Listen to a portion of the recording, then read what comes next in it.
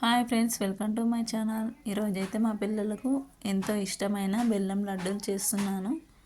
దీనికి కావలసిన ఇంగ్రీడియంట్స్: బెల్లం, పచ్చి కొబ్బరి, నెయ్యి.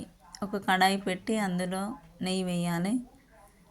నెయ్యి కొంచెము కరిగిన తర్వాత దానిలో మనం తురిమి పెట్టుకున్న కొబ్బరి వేయాలి. కొబ్బరి వేసిన తర్వాత ఆ కొబ్బరిని కొంచెం కలర్ వచ్చేదాకా వేయించుకొని పక్కెట్టుకోవాలి.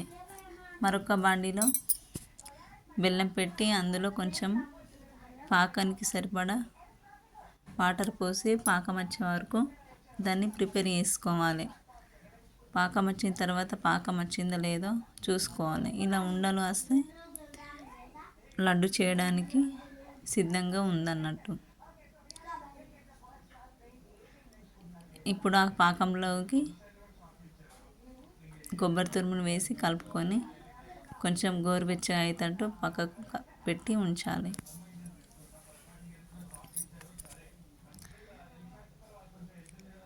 నెక్స్ట్ వాటిని కొంచెము నెయ్యి లేదా వాటర్ పెట్టుకుంటా కొంచెం ముద్దలు లడ్డులుగా చుట్టుకోవాలి. చాలా టేస్టీగా ఉంటాయి. Iron rich food. బెల్లము మనకు ఎంతో బెల్లము, నెయ్యి, కొబ్బరి మనకు హెల్తీ ఫుడ్ ఫ్రెండ్స్.